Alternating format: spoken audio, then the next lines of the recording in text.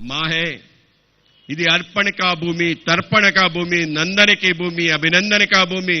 इसके लिए मरेंगे और इसके लिए जिएंगे అని చెప్పి ఆయన ఈ దేశం కోసం ఆయన ప్రఖర దేశభక్తిని ప్రజల ముందు పార్లమెంట్ లో చెప్పడం జరిగింది కవిత ద్వారా.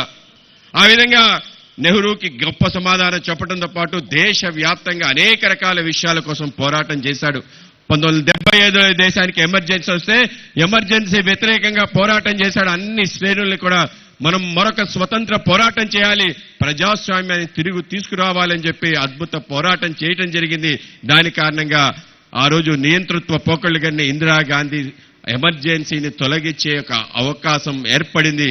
ఆ రోజు అటల్ బిహారీ వాజ్పేయి నిలబడ్డారు. అవును, ఈ దేశంలో కాంగ్రెస్ ప్రత్యామ్నాయ రాజకీయాలు ఈ దేశానికి అవసరం.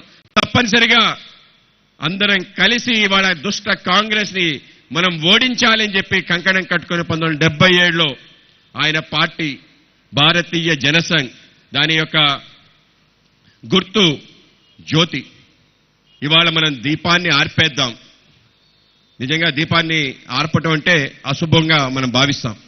దేశ కళ్యాణం కోసం మనం దీపాన్ని ఆర్పేద్దామని చెప్పి పార్టీని తీసుకెళ్లి జనతా పార్టీలో విలీనం చేసి ఆ రోజు జనతా అద్భుత విజయానికి అటల్ బిహారీ వాజ్పేయి గారి కారణం.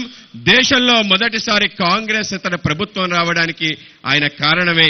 విదేశాంగ మంత్రిగా అద్భుతంగా పరిపాలన చేసి ఆ యొక్క జనతా ప్రభుత్వ ప్రయోగం విఫలమైతే నిజంగా బాధపడటం జరిగింది. ప్రజలందరూ మనపై విశ్వాసాన్ని ఇచ్చారు. మనం అతి తక్కువ కాలంలో విశ్వాసాన్ని దూరం చేసే విధంగా ఏ విధంగా ఓడిపోతాం. మనం మరొకసారి ప్రయత్నం చేద్దాం.